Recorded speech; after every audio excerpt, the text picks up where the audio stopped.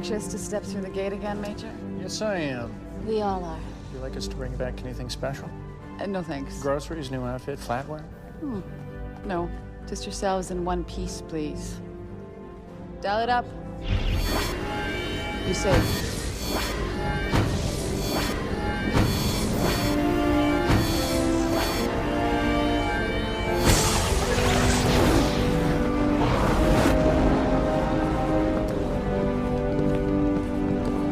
Welcome to the Jumping Puddles podcast. Be sure to listen to us on Spotify, Apple Podcast, and or YouTube.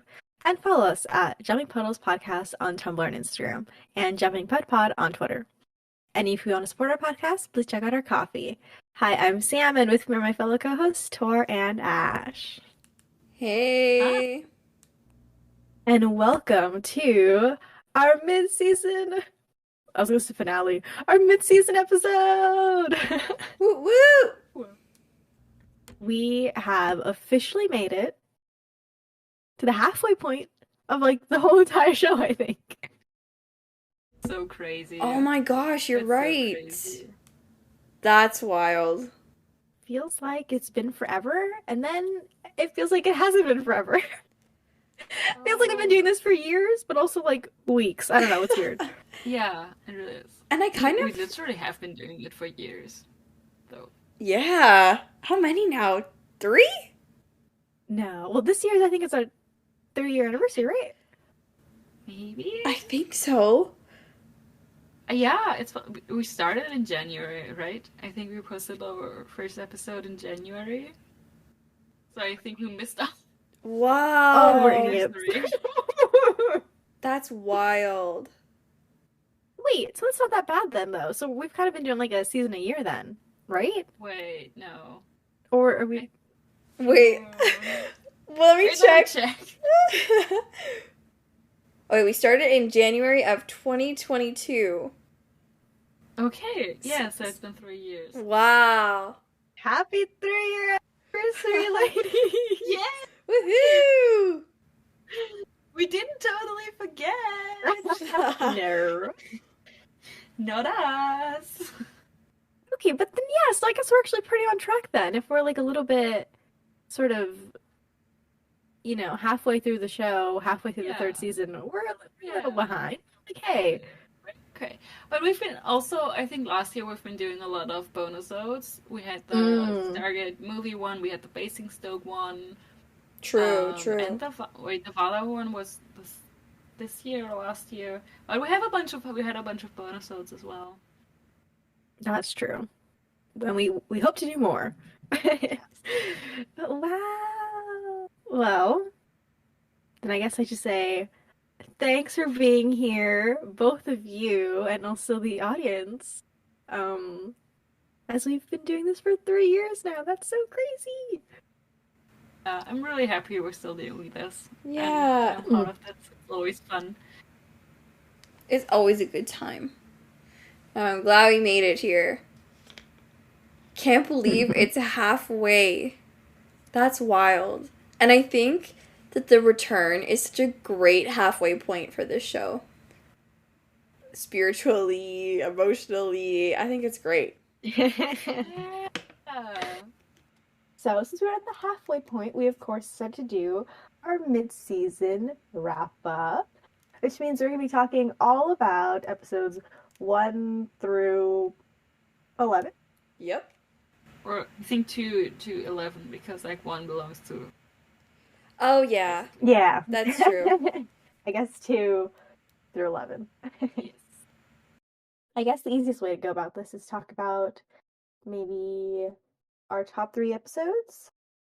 I'm curious about Ooh. your guys' choices. Who wants to go Who wants to first? jump in first? I can go, if you guys want. Yes. Ooh. Yes, please. Okay, so this is not recency bias, I promise. I really love the return part 1. I think that is I'm giving it my number 1 spot. I know I normally don't rank the 3, but like that's my number 1 of the season so far, for sure. For so many reasons. I think the concept of the episode is so fun. not necessarily like the ancients being alive and trying to take back Atlantis part of it, but more something happening on Atlantis that forces the expedition back to Earth, where they're sort of forced to confront their feelings about Atlantis and like how that has become their home now compared to Earth. Like Earth does not compare to their beloved Atlantis, and it was a really nice exploration of each of our characters' feelings about Atlantis and their feelings about each other. There were so many nice moments of payoff in the friendships between these characters that it just, the whole episode was delicious to me. And they topped it all off, the cherry on the sundae, with the funniest heist I think the SGC has ever seen. So I really appreciated that about the episode as well. And yeah, I think The Return Part 1 is my number one. Another thing I really liked about this season was that they really dove into individual characters in a lot of these episodes. And so I have to say, The Real World. I was really happy to have an Elizabeth-centric episode. And I think it just did so much for her character, and it felt like not a finale for her character, but like such a nice step in her character's journey. I think Tori Higgins' performance was so real and so believable, and I actually really enjoyed the little Jack cameo in her dreamscape. That look into their relationship was really interesting as well. So, yeah, The Real World, I really loved. And then another episode that I felt was really great was Common Ground. I really like Common Ground. Introducing our friend Todd. What a great character. And I just love any episode where John is in peril and the team has to go and save him. I love when he's the baby girl princess, even though he kind of ends up saving himself, but that's okay.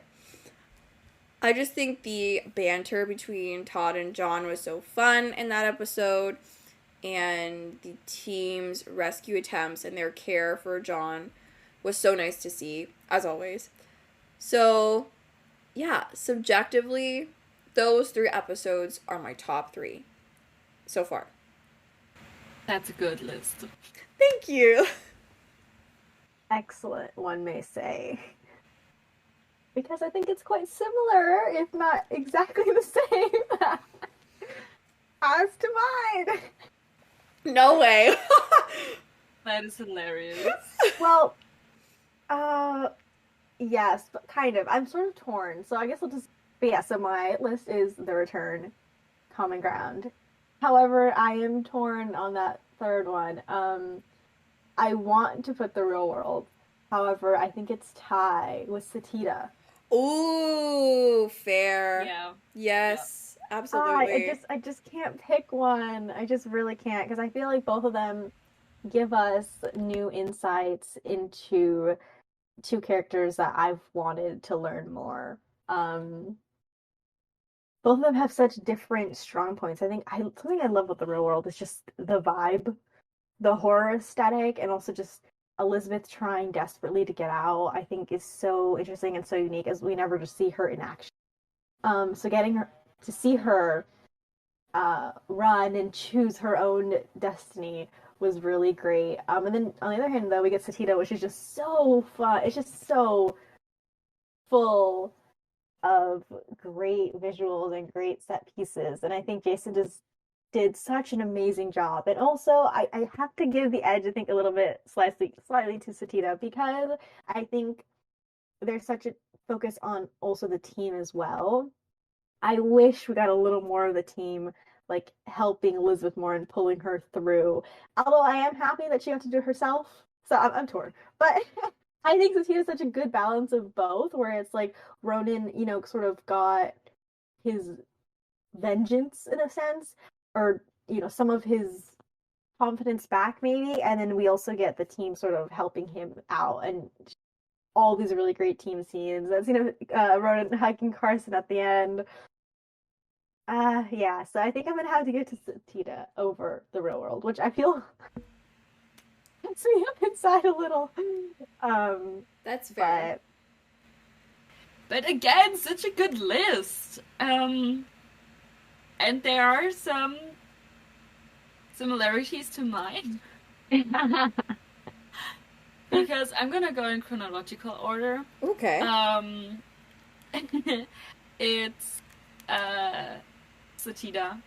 Nice. For the same reason that you said. I think I love character episodes. I love when they dive into, especially into the past of the character. Because aside from Rana, we hadn't really had that. So we didn't really.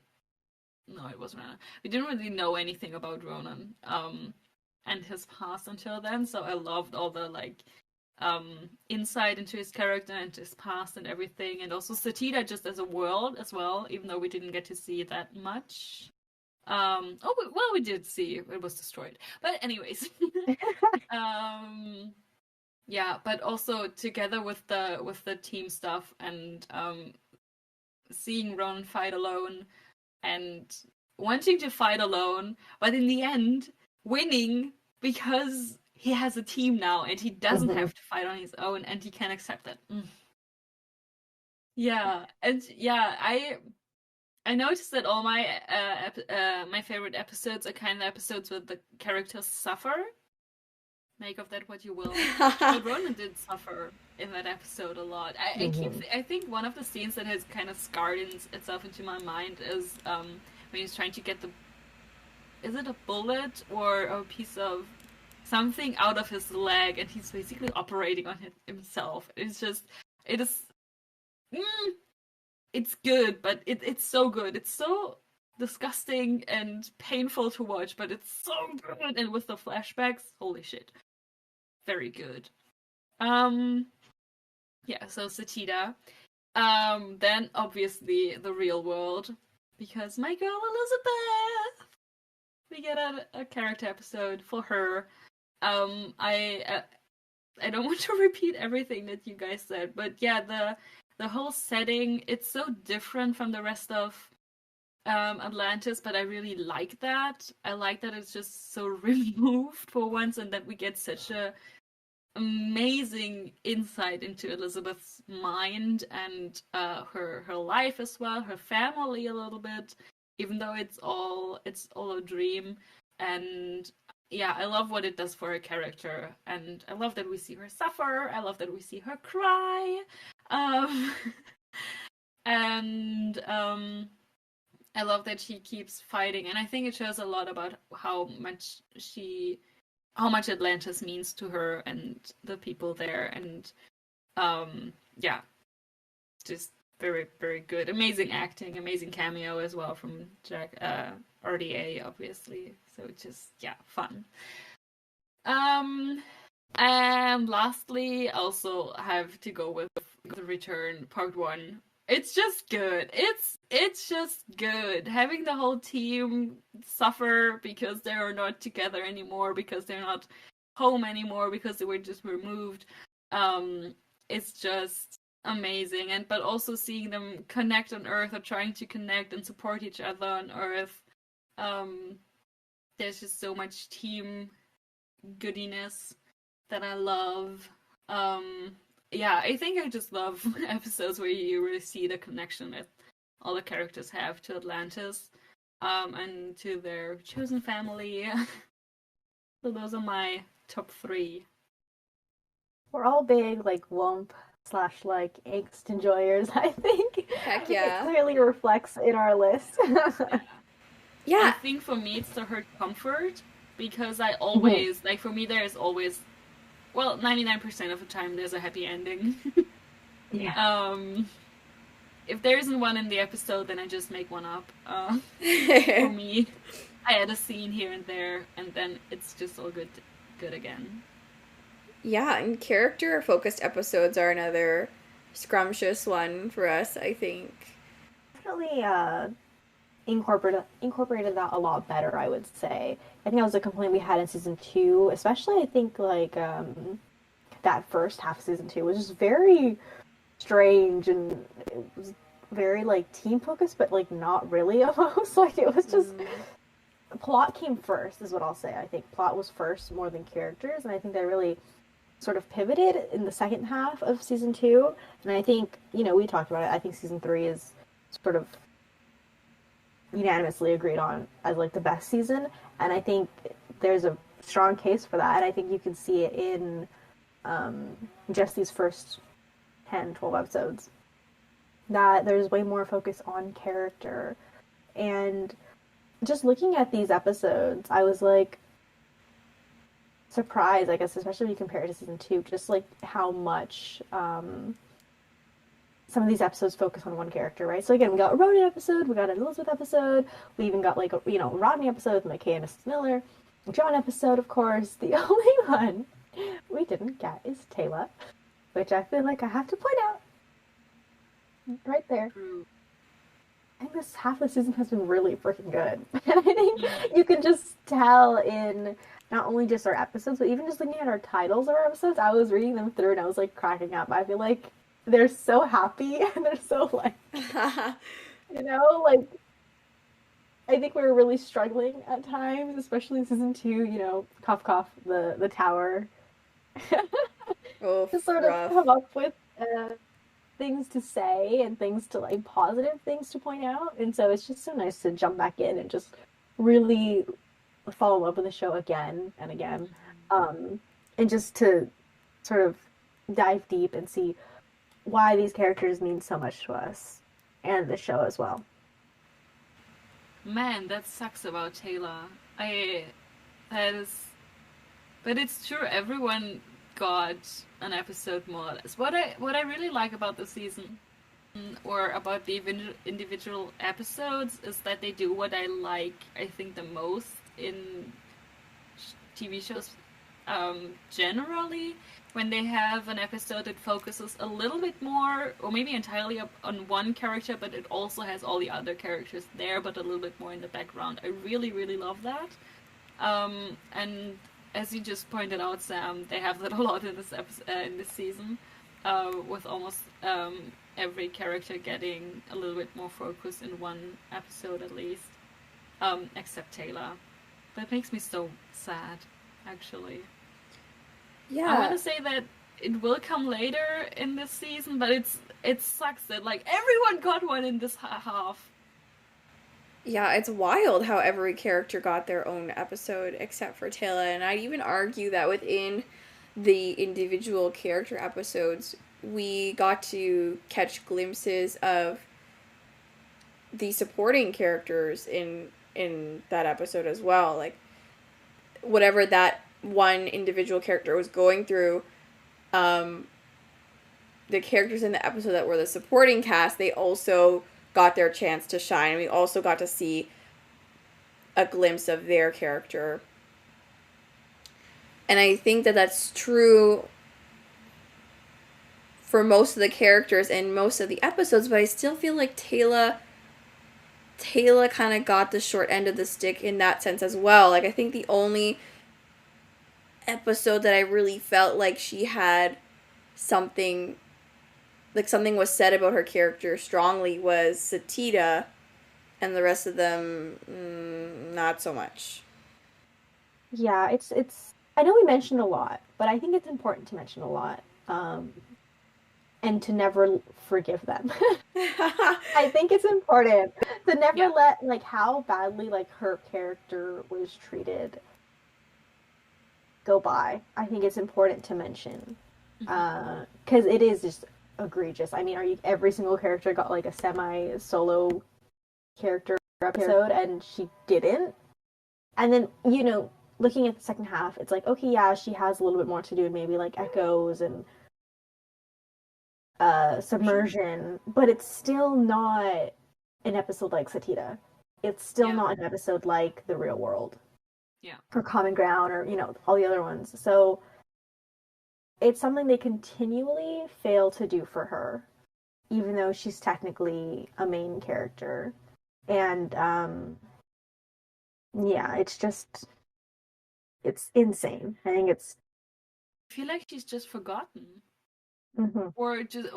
I think we used that before, but just treat it as a prop. So she's there and she's asking the right questions at the right time. I'm trying. I'm looking further a little bit. So past season 3, what's happening in season 4 and 5, which obviously I don't remember much. Except for the pregnancy storyline. So I'm trying to think of an episode that is focused on her outside of the pregnancy. I'm thinking of the Queen, but I'm not sure if that ties into the story, but that's the only thing I can think of right now. But I don't even remember what happens there, really. Yeah, season 5. Haha. That's a hard one on the hard drive. Yeah, and I have my own problems with, like, we don't know what to do with this female character, so let's knock her up so that we have something to talk about in regards to her. Like, that really bothers me. And we'll definitely delve more into that once we get there in season 4, for sure. Yeah.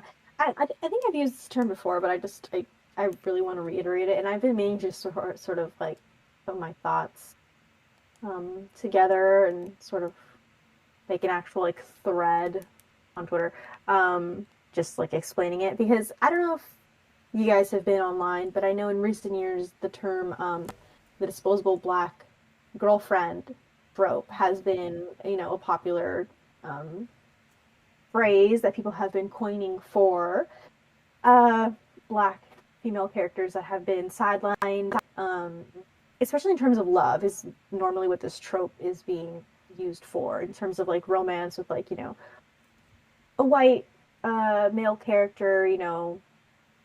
You get this, the POC character comes in for like a few episodes and then gets dumped, or for some reason gets cheated on, or just gets ignored, and then the main couple gets back together, which is usually a pair of two white people, or it can be other races, but it's primarily focused on the black girlfriend being disposable. And I would honestly argue that I think Taylor is like one of the worst examples of this, because it's not just in terms of like love that she's disposable in terms of the entire story. And it's not just the fact that she is ignored by the fandom on behalf of a like gay ship like McShep. She's also ignored by the fandom because John's second most popular ship is Weir and John, so she's literally ignored by all the white people. Doesn't matter about the gender. And so that's something that I think insane, to think that she is one of 5 main characters, the only woman on AR1. She's not being treated anywhere near the same. You think about SG1 and you think about Sam, how she was treated, and I'm not saying she was treated well either, because there are issues there for sure, but you think, if you compare early seasons SG1 to Atlantis, and Sam is still getting storylines. She's still getting distinct personality traits. She's still getting moments with her ship, her main ship. And you just compare it, and it's like, there's no excuse. There's just, quite frankly, no excuse. Even at the show at its best, they treat Taylor consistently the worst. So. Yeah. And I think it's even more egregious when you look at it through that lens, because they didn't even give her the romance. It's not even like she actually got it canonically in the show.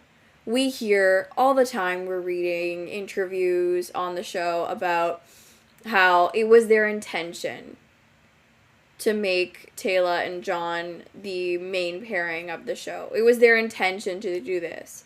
See how we did this?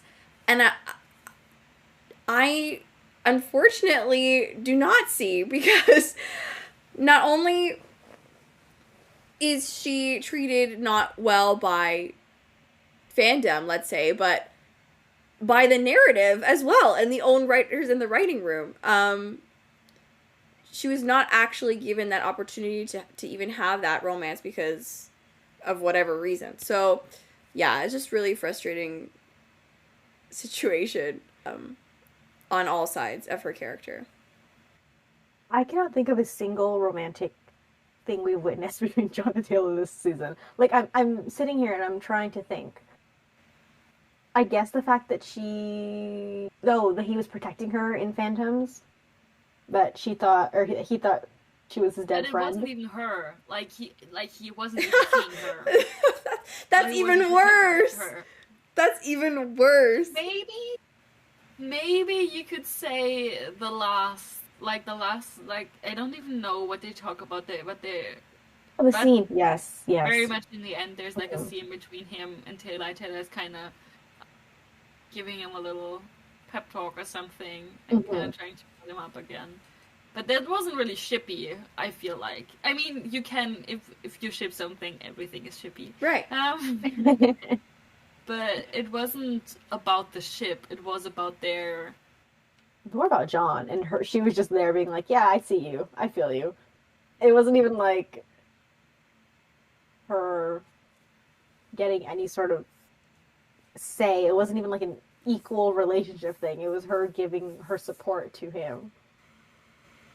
Yeah, and I feel like if you compare her to Sam, which I think you can, because like they're both the one woman on the team, but also like they're just so different. I feel like Sam, she had a thing, like her science. Right. That was a thing, and that was something that the team needed, and used, and they somehow don't really value Taylor's insight into the Wraith, insight into the Pegasus Galaxy, insight into the people of the Pegasus Galaxy, for people in general, the Athosians. I feel like they're... I wish, this is a little bit of a tangent, but I wish we, I love the Pegasus Galaxy, it's cool that we explore it and everything, but can we stay on the planet a few times and just, explore the city a little bit more, go to the mainland maybe, just have a day off there or something, or something with the Athosians, I don't know, I think it could be also something that could be used, and where Taylor could be used as a character, and her character could shine and be brought in more. Well, that's another thing about her character that is totally underutilized. Like, there's so many aspects. It's not just her connection with the Wraith, her fighting ability, but the fact that she's also the leader of her people, and how that would be a struggle when she has to divide her time between the Athosians and being on an active gate team. Like, why couldn't we, explore an episode dealing with that? There's just so much, I think, you can do with her character, or just explore. And I refuse to believe that they were like, nah, let's just not do that. We ran out of ideas, so let's just do something else. Anyways, after that mini little tangent, shall we head into our favorite character arc, which is interesting, to say the least. I vote that Tor goes first, because it seems like Ashley has an answer. Listen, it was really tough this season, because as much as we had individual character episodes in the front half of the season, they weren't necessarily arcs for the characters. There wasn't really a beginning, middle, and end sort of point of these journeys where I felt there was in the previous seasons. But for me, I felt like if any characters had some sort of semblance of an arc this season, it would be a tie between Ronan and Elizabeth. Because I think, especially in their individual character episodes, they had the most growth, and the most, exploration of their inner selves going on. Ronan, I feel like Satita finally cemented him as a permanent fixture on Atlantis in his mind.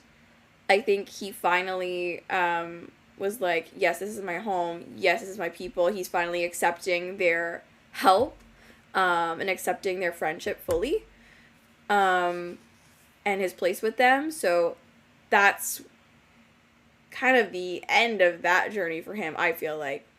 But then it kind of gets revisited again later on in the series. So that's questionable. But similarly for Elizabeth, I feel like she did a lot of inner work in the real world. It's not like, it's more nebulous. There's no like concrete sort of like growth. Does that make sense? Yeah, totally. It's very difficult, I think, to pick a character arc because there is none. Yeah. Yeah. In a way, it's like these characters grow in their own episode, and then it's kind of like, I don't want to say forgotten, but it's just maybe just not addressed afterwards. It's sort of, they have a problem, they deal with it, and they move on, kind Right. of thing.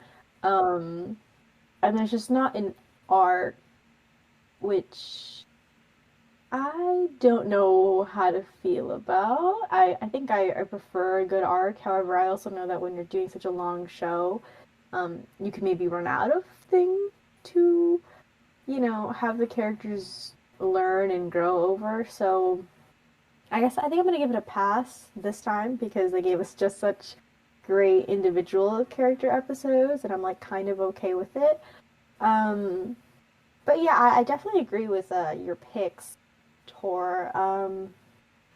It is hard, I think, to really pick one necessarily because I think both of them really grew in their respective episodes. So I'm actually going to cheat a little. And I'm going to do sort of like, I'm going to pick a meta fave character arc, as in Ooh. a character we grew on. Or a character we felt and we've changed our minds on. So I'm actually going to give it to Carson. Ah. Damn! That's sneaky. I love it. Yeah. I can't choose. So I'm just going to go with Carson because I think longtime listeners will know how we did not fuck with him, I think, in season 1. I think we were very, very strict and maybe you could say a little unfair, given the fact that his war crimes would come later. We prejudged him for his war crimes. However,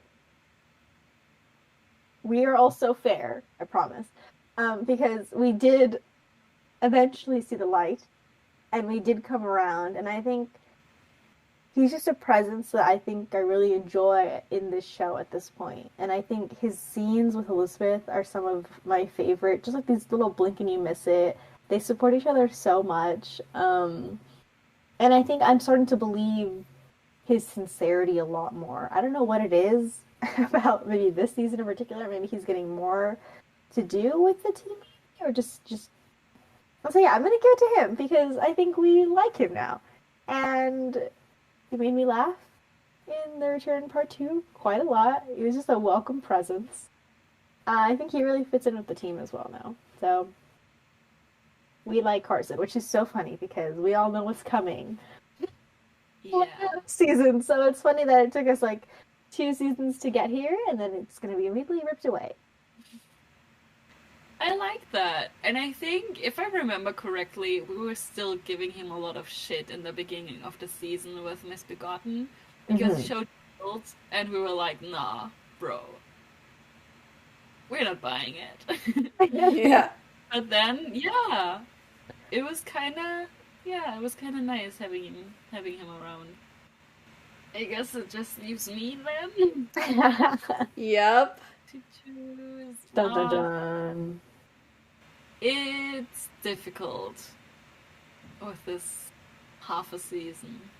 Sometimes I think like the podcast is really changing me and really changing my views on everything, and that's partly true and partly it's not true, because I still have like my favorite characters, I still have my favorite episodes, and I think it's gonna just stay the same.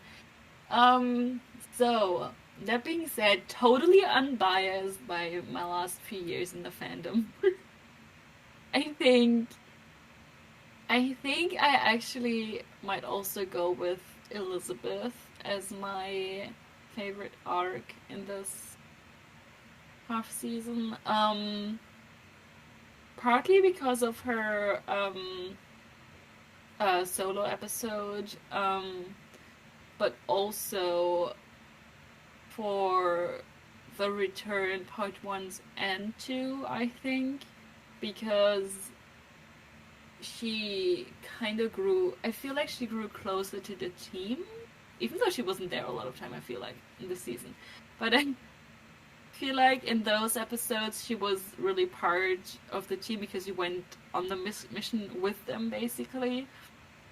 And I really enjoyed seeing that and like just having her there with everyone else, and also getting a weapon and getting just to be part of the team. I really enjoyed that.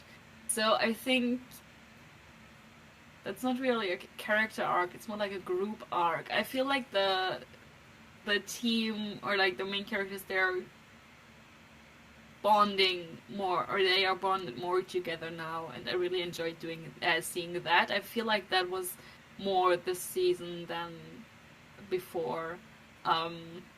As we mentioned before, like in a lot of character episodes, there was also a lot of team and like how they care about each other, and just a little bit more time to get together for the team. And I think I just enjoy seeing Elizabeth as part of that. Obviously not as much as I wish. But I also enjoyed that, kinda, because like it's lonely at the top, you know? I think that's my answer. It's lonely at the top. Yes, I like that a lot. I love that. Yeah. It's so juicy. You can do so much with that. Absolutely. Because it doesn't have to be, but I think she kind of chooses it, but also she doesn't really want it. I think she really likes human connection, but has just a hard time allowing it to herself, and also maybe making the connection, and then keeping it up, and accepting that other people like her and want her actually in there, like, to be friends with her, as we see in The Return, when she's just having such a hard time, like, readjusting to Earth life and reaching out to people. Obviously also because she's depressed, I think.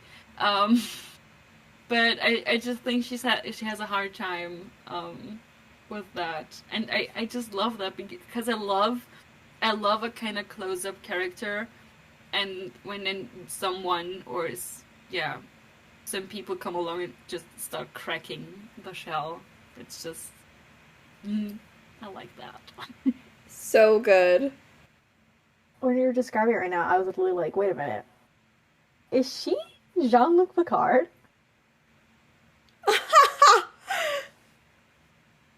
Wait. I'm thinking more Janeway a little bit. Because Janeway is also terrible with kind of socializing with her crew.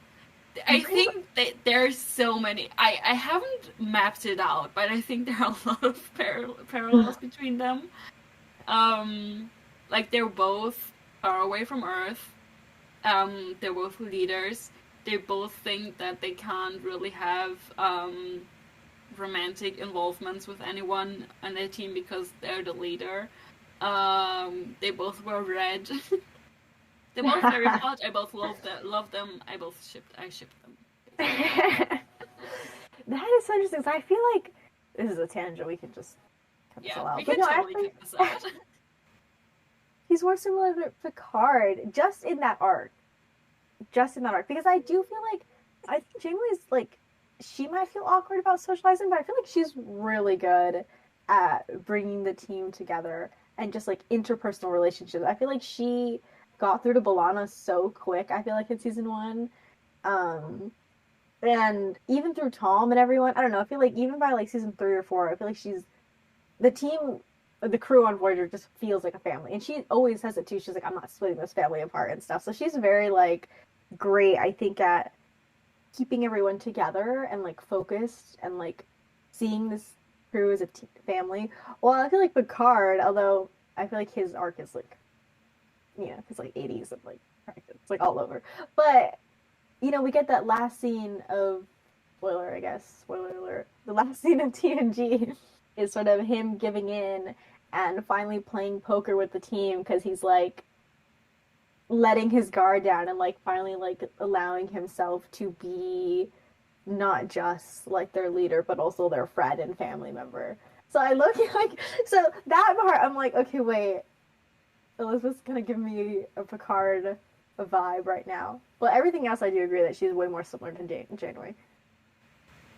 Honestly, I see it. That's very true.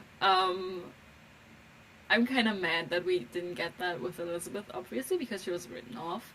But yeah, in that respect, definitely, I feel like that would have been such a cool scene. Just Missed like, opportunity. when's the point that it kind of that they flipped the switch? But also, like, if you think of early, like, I think it's episode 2 or 3, when they're watching the movie, and she's trying to join, but she's kind of cute about it.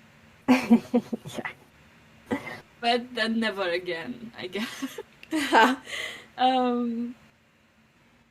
All right, time to announce it. So, the poll question for Phantoms was, who had the creepiest / most traumatic hallucination in Phantoms?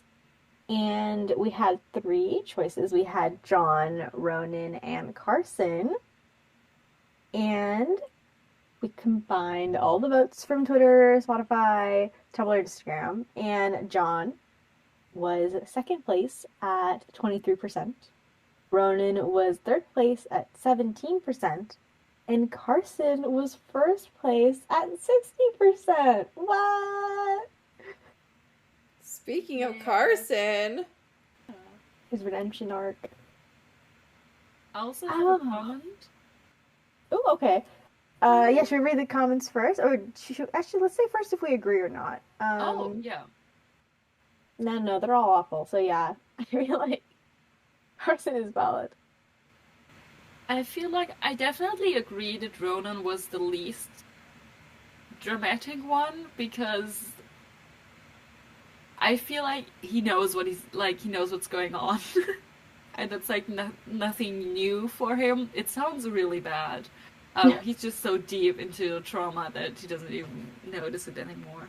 So I feel like that was the most basic one, maybe.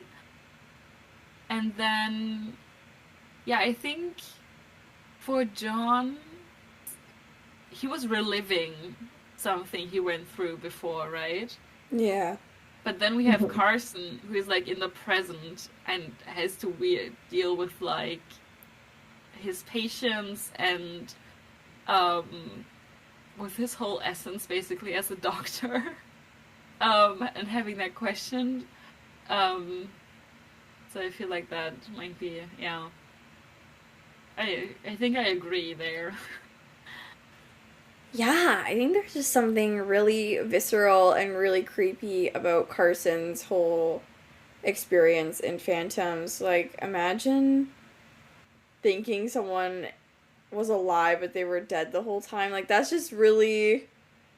That's messed up. I don't know. It's really warped and creepy.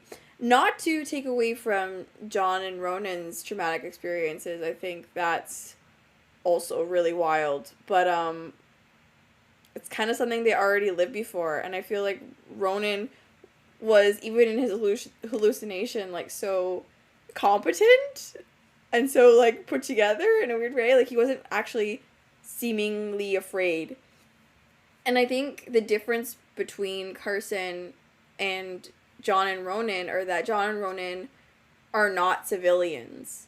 Like, they've seen war, and they've seen death and stuff. And of course, Carson is a doctor, so he's seen death too, but I think this is really different from, like, normal practice. And the type of doctoring he was doing compared to, like, field medicine. Let's get into some of these comments. So let's go to Ash first for Instagram. Yeah, so Robin Outlaw 99 says Carson, hands down. He thought he had saved the guy, only to find he didn't, and have to go over that again and again. That is fine. It's true, and, like, him constantly thinking, like, oh, I'm neglecting this person, and it's causing them to die, like, over and over again. We also had some comments on Tumblr. Dead Cake says, honestly, I love John's hallucination. It's one of my top 5 episodes, just for the juicy John backstoriness of it all. But Carson's hallucination is maybe the best look into Carson's character that we get the entire series, and it's so good. Also, Rodney's hallucination is also good. Sorry, Ronan, you and Leonard have the very same genre of hallucination, and it is therefore not very interesting. That is so funny. I agree. I actually was going to mention this, but I was like, oh, maybe that's too, like, morbid. But I was going to say, I think Ronan should have just been him getting tortured repeatedly. That would have been Yeah. so much worse. Yeah. Because that would have been there you can compete with Carson's, I think. Yep. But again, not to play the Trauma Olympics card. But I agree. Lady Arista says, Carson's was really truly shocking. Absolutely the creepiest. Just remember being actually shocked with that twist. Poor sweet Carson is gonna need some deep therapy for that. But man, the John Holland storyline kills me. John literally has to relive his worst nightmare again. Somebody buy Heitmeyer a crate of wine. Again, thank you so much for commenting and voting. You just make these polls way more interesting. On that lovely note, I guess we can just go ahead and talk about our general thoughts and maybe overview of the season, and maybe I don't know what we're excited for. Ooh. Ooh. Let's throw a fun question in there. Literally, like 5 seconds ago, I remembered what's going to happen this season. And in the end of the season, I'm like, oh! We're coming on the end of the happy times. Safe to say, I think. Yeah. Not excited for that one. Yeah, and for this season, I feel like we have been in this season for a long time, and I feel kind of bad that I remember so little already. But I was thinking earlier when we were talking about it, and I was thinking about the other seasons in season 1, which I immensely enjoyed, and then season 2, which was like meh, and now season 3. I like a lot of the episodes. Like, I think it has some of the best episodes, as we mentioned, but there are also like others that we didn't mention that were also good. It also had terrible ones. It has one terrible one. Irresistible. So I enjoyed the character work, and the teamwork in this season. But I'm thinking, as like an overarching thing in this season, I feel like there's like a connection between the episodes. I think there's a lack of that. And you know what? I'm gonna blame the villains. Yeah. I was sure if I didn't mention it, you would. Yeah, because they do set some stuff up like they do with Progeny and Elizabeth with the replicators, which they're gonna bring. Like they have Progeny and then the real world, and they're also gonna bring that back in the end of the season. And they even mentioned it in the return. So that's a thing where there's some continuity. But I feel like the Wraith are kind of there and then not, and the Genii are sometimes there, and then the Ancients are there and then die, and the Replicators are there and not. No. So there's a lot going on, but I think maybe I'm being too critical, which I'm usually not. But I feel like this season still like so tiny bit of the direction maybe. Yeah. Yeah, I mean, I'm not gonna add too much because I feel like we all have the exact same thoughts as Ash. But yeah, half season, fantastic. I would honestly say probably up there with some of season 1. Straight to you then. For me, this first half or this front half of season 3 is on par or like just below season 1. Ooh, like just below season 1, because I feel like season 1 for me is so strong. It's strong in all fronts. It's running on all cylinders, character, direction, all that. Whereas season 3 is really strong on the character front, as we talked about, like so many fun individual character episodes and all these team moments. It kind of fumbles the bag in terms of a direction, a solid, straight narrative. Like there's nothing wrong with having multiple villains in your story and multiple storylines, but it kind of just feels like you were saying, Ash, disconnected. So I am really enjoying the season so far, but I'm interested to see how the back half of season 3, now that the replicator problem is dusted for now, will go. Very fair. I think we've been very fair on how much we love this season, and also sort of just our wants and desires are maybe not being met in certain areas. But I love that you mentioned that season 1 was sort of firing on all cylinders. I think that's so interesting. It might be a hot take that I think season 1 is, or that we think, or at least me and Tor, I'm not sure. Maybe Ash agrees, I'm not sure. That maybe season 1 is better. Oh no, Ash agrees, she's not. Okay, yeah, so we all agree. It's our super hot, spicy take from Jumping Puddles is that season 1 was actually the best season of Atlantis, sort of. Yeah, I'm also curious how the rest of the season will turn out and how we think about it in the end.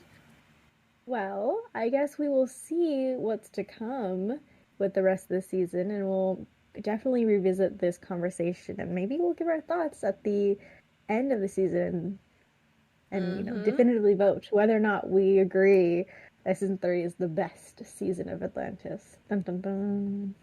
I think we should definitely do that. We'll bookmark that.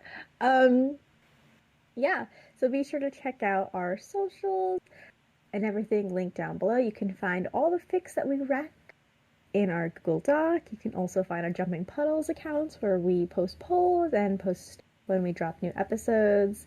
And you should also check out our private social accounts to see what we're currently into and what fandoms we are in. Thanks for hanging out. Thanks for being here to celebrate our 3rd anniversary. Woohoo! And thanks for hanging out with us today. Thanks for listening. Bye. Bye! All right, you clowns, listen up. I don't often get a chance to say this, so savor it. Good work, boys and girls. Let's go home.